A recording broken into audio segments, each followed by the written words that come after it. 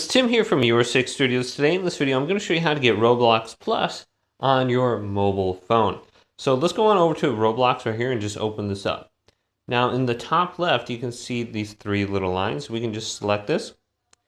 And then right here, there is an option to subscribe to get more. So it says, more fun for less Roblox. Let's subscribe for Roblox Plus.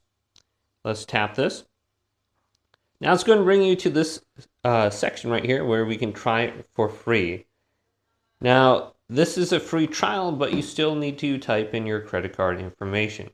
So we can go to try for free, and if we do, it's going to bring us to the screen, and we can choose our plan. So right now there's a deal for plus 500. This is normally $9.98. Then we can just select the plan right here, go to try it for free. And then we're going to have to type in our credit card information, PayPal, we can redeem a code, or ask someone else to pay. So we can go to this. Now it says this one's unavailable. So just go to here and add your credit card information.